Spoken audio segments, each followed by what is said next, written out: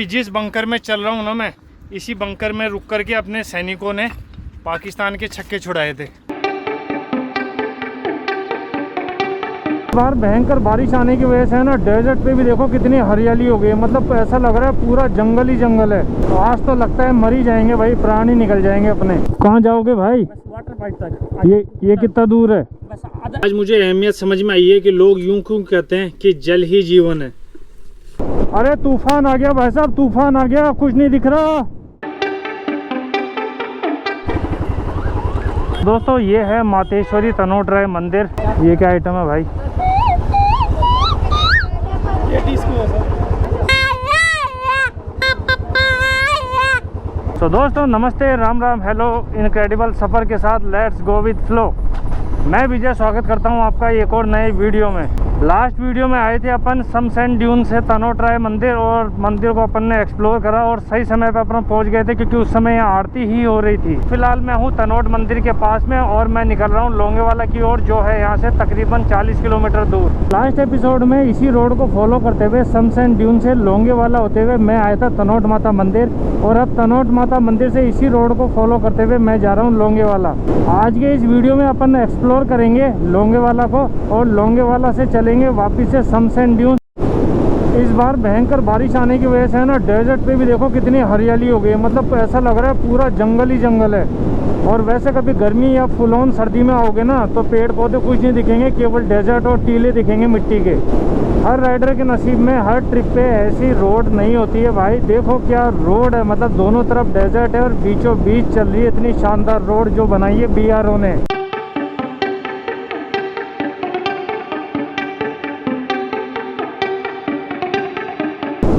आज तो लगता है मर ही जाएंगे भाई, प्राण ही निकल जाएंगे अपने। यहाँ से लोंगेवाला अभी भी 10 से 15 किलोमीटर है और दोनों तरफ है ना सूखे और बेजान जंगल चल रहे हैं। और मेरा गला प्यास से ऐसा सूख रहा है कि मुझे ऐसा लग रहा है कि प्राण निकल ही जाएंगे अब। प्यास से मरते हुए मैं तो पहुँच गया हूँ लोंगेवाला, और यहाँ रुकते सबसे पहले मैं पीऊँगा पानी, नहीं तो बैंड बज जाएगी, तोते उड़ जाएंगे अपने। और ये पार्किंग तो बड़ी दूर कर दी और नई नई चीज़ें भी यहाँ खुल गई, वार मेमोरियल भी बना दिया। आज मुझे अहमियत समझ में आई है कि लोग यूं क्यों कहते हैं कि जल ही जीवन है।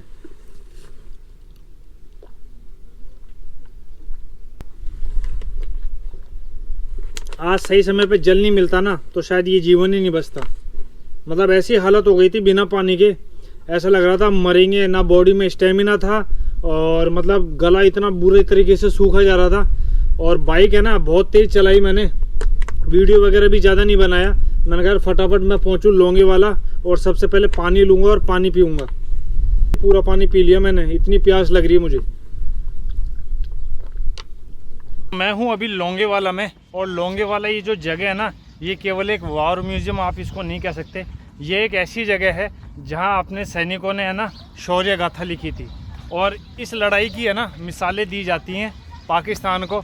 तो दोस्तों लोंगेवाला की जो वॉर हुई थी ना, वो हुई थी 1971 में, और 4 दिसंबर से 7 दिसंबर के बीच में जो है ये लड़ाइयाँ चली थी। अभी जिस बंकर में चल रहा हूँ ना मैं, इसी बंकर में रुक करके अपने सैनिकों ने पाकिस्तान के छक्के छुड़ाए थे। वो सामने एक बंकर बना हुआ है, वो भी यूज़ हुआ था उस समय। एक्चुअली ऐसे काफ़ी बंकर बनाए गए थे जो थोड़ी थोड़ी दूरी पर लगाए गए थे, और उसमें 1 से 2 सैनिक रहा करते थे।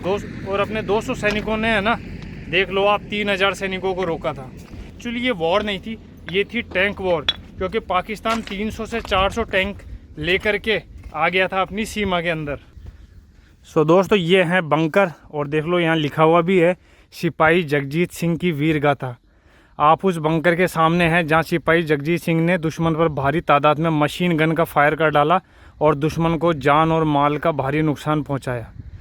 दुश्मनों के दांत खट्टे किए और बहादुरी के लिए सिपाही जगजीत सिंह को वीर चक्र से सम्मानित किया गया। देखो यहाँ लिखा हुआ भी है बंकर। कितनी गर्व की बात है ना कि इसी बंकर से अपने जगजीत सिंह जी ने पाकिस्तानियों के छक्के छोड़ा दिए थे। ये देखो भाई, यहाँ से ऐसा कुछ व्यू निकल कर के आता है और सामने की तरफ ही पाकिस्तान है। मैं हूँ इस समय बंकर के अंदर, और यहाँ एज अ याद के तौर पर ये एक हेलमेट भी रखा हुआ है जो लड़ाई के समय अपने सैनिक यूज किया करते थे। बंकर की छत की बात करें ना तो लकड़ी की छत है, और ये जो बीच बीच में एंगल डाल रखे हैं ये है लोहे के। अच्छा, इधर भी एक और हेलमेट है। तो पहले होता क्या था, पहले फेंसिंग नहीं हुआ करती थी बॉर्डर पे, केवल एक पत्थर रखा हुआ होता था और पत्थर के एक तरफ लिखा रहता था हिंदुस्तान और एक तरफ पाकिस्तान। 4 दिसंबर 1971 की रात को पाकिस्तानी सेना चाइना के टैंक लेकर के पहुंच गई अपनी सीमा के अंदर। उस समय बीएसएफ वगैरह तो होती नहीं थी, तारबंदी भी नहीं होती थी, एक पुलिस चौकी होती थी बॉर्डर पे। तो पुलिस वालों ने जो है इन्फॉर्म किया अपनी सेना को कि यहाँ पर है ना मतलब कुछ हलचल है और टैंक है ना इस तरफ आ रहे हैं। जब देखा गया, सेना ने परखा गया, तब पता चला कि पाकिस्तानी अपनी सीमा में घुस आए। फिर क्या था, फिर अपन ने चलाया भैया अपना दिमाग और उड़ा दिए पाकिस्तान के तोते। तो इस तरीके से ही कुछ अपन ने ये बंकर बनाए थे थोड़ी थोड़ी दूरी पर। और ये जो आप देख रहे हो ये रास्ता टीनों से बना रखा है मिट्टी को रोक करके, इसी रास्ते को यूज़ किया जाता था एक बंकर से दूसरे बंकर में जाने के लिए। और उधर देखो भाई चाइना मेड टैंक पड़े हुए हैं फूटे हुए, उधर गाड़ी भी फूटी हुई है। उस समय अपने पास टैंक तो हुआ नहीं करते थे, अपने पास होती थी वायुसेना, लेकिन अपने पास जो एरोप्लेन थे या फाइटर थे, जेट थे ना, वो इस तरीके के थे कि अंधेरे में फायर नहीं कर सकते थे। जैसे ही सुबह उजाला हुआ वैसे ही एयरफोर्स आई और एयरफोर्स ने टमाटर बरसाने शुरू कर दिए पाकिस्तान के टैंकों के ऊपर। अब पाकिस्तानियों के तोते उड़ गए कि भाई हम करें तो करें क्या। ये भारतीय सेना है जनाब, इससे यूं ही नहीं जीता जाता।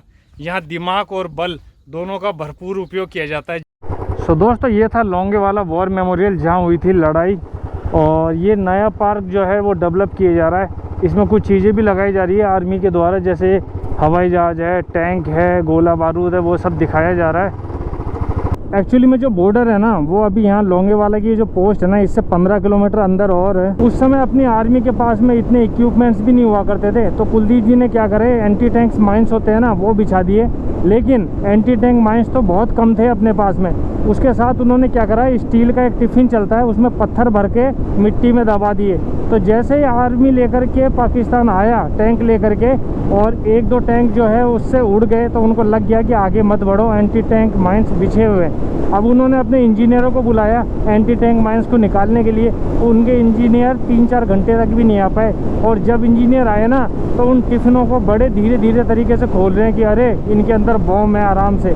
तो इस तरीके से अपन ने पूरी रात जो है इस आर्मी को रोक करके रखा है। और जैसे 5 दिसंबर की सुबह हुई ना वैसे अपनी आ गई एयरफोर्स ने गोले बम दागने शुरू कर दिए। और जैसे टैंक फटने लगे ना पाकिस्तान के, वैसे पाकिस्तानी वापस उल्टे पैर भाग गए भाई। तो दोस्तों अब मैं चल रहा हूँ वापस से शमशैन ड्यूज की तरफ, जो तकरीबन यहाँ से 110 किलोमीटर है। किसी में इतना दम कि 40-42 डिग्री के टेम्परेचर में राजस्थान, वो भी जैसलमेर घूमने आ जाए, ये काम तो एक राजस्थान ही कर सकता है। कहाँ जाओगे भाई? बस वाटर पार्क तक। ये कितना दूर है? बस आधा 1.5 किलोमीटर होगा यार घर। और देखा अच्छा, वहाँ तक। तुम लोग हैं? क्या सर? आप लोग इतना गर्मी में घर क्यों नहीं बैठते हो? मैं पशुपालन वाले। अच्छा, पशु पालते हो? हाँ। अच्छा, यहीं पर है मेरा गांव, तो रामगढ़ के पास है। कहाँ पे? रामगढ़ के पास। अच्छा, रामगढ़ के पास है। तो यहाँ क्या कर रहे हो? यहाँ तो पशुपालन है। अब आगे बकरी गई, उनको लेने जा रहा हूँ। अच्छा, बकरी को लेने जा रहे हो? हाँ। अब क्या इस रोड पे साधन भी नहीं चलते हैं? हाँ, ज़्यादा नहीं लेते। बहुत बहुत धन्यवाद सर जी। कोई बात नहीं भाई जी, थैंक्स। नहीं बदलाना पड़ता। ठीक है ठीक है। इस रोड पे मैंने ये देखा है कि साधन तो चलते नहीं है बिल्कुल भी, कोई बस वगैरह कुछ भी नहीं है। तो ये भाई पैदल पैदल देखो कितने किलोमीटर चलते रहते हैं इतनी धूप में यार।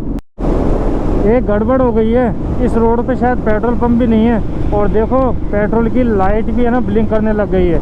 अगर यहाँ पेट्रोल ख़त्म हो गया तो कहाँ जाऊँगा मैं। लास्ट एपिसोड में जब मैं शमशैन ड्यून से जा रहा था ना लोंगेवाला तनोट की तरफ, तो भी यहीं रुका था विजय लक्ष्मी रेस्टोरेंट पे।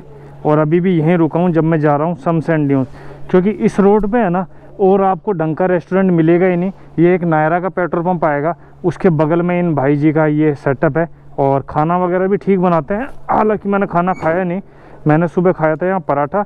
अभी तो चाय नमकीन खाई, क्योंकि खाना खा लूँगा ना फिर मुझे नींद आने लग जाएगी, क्योंकि हल्की हल्की मुझे नींद आ ही रही थी। अभी यहाँ से शमशैन ड्यून 60-70 किलोमीटर है और बत्ती आने लग गई है पेट्रोल की, फ्यूल की। लेकिन मैं सोच रहा हूँ वहाँ भी पेट्रोल पंप है, वहीं भरवा लूँगा पास में। 60-70 किलोमीटर तो बाइक आराम से चल जाएगी। वो देखो भाई ये क्या मिला अपने को, गोरिया। ये देखो हो, ये घुस गया अंदर, ये घुस गया। वैसे तो इसको डेजर्ट मॉनिटर लिजार्ड कहा जाता है, लेकिन यहाँ की लोकल लैंग्वेज में इसको कहते हैं गोरिया। कहते हैं बहुत जहरीला होता है, और इंटरनेट पे ये भी दिखाया जाता है कि इसमें जहर ही नहीं होता है, इसके दांत ही नहीं होते हैं। सच्चाई क्या है मुझे नहीं पता, लेकिन है जंगली जीव तो दूरी बना करके रखना बहुत ज़रूरी है। गर्मी इतनी पड़ रही है कि दूर से रोड को देखते हैं ना तो ऐसा लगता है कि ज़मीन पे पानी भरा हुआ है जो उड़ रहा है। सो फाइनली भारतमाला परियोजना की इस रोड को छोड़ करके अब अपने को जाना पड़ेगा गांव से होते हुए। ये रोड भी ठीक है, थोड़ी बारिश की वजह से इस पर हल्के फुल्के गड्ढे हो गए हैं, लेकिन देख लो कितनी पुरानी रोड है, अभी भी परफेक्ट है।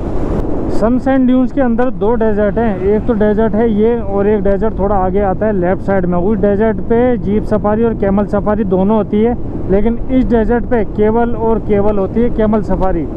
अरे तूफान आ गया भाई साहब, तूफान आ गया, कुछ नहीं दिख रहा। सो फाइनली हम पहुंच गए वापस से अपने कैंप। ओहो हो, यहाँ भी मिट्टी बहुत है। अब मैं खड़ी कर देता हूँ बाइक को यहाँ छाया में, या इस छाया में।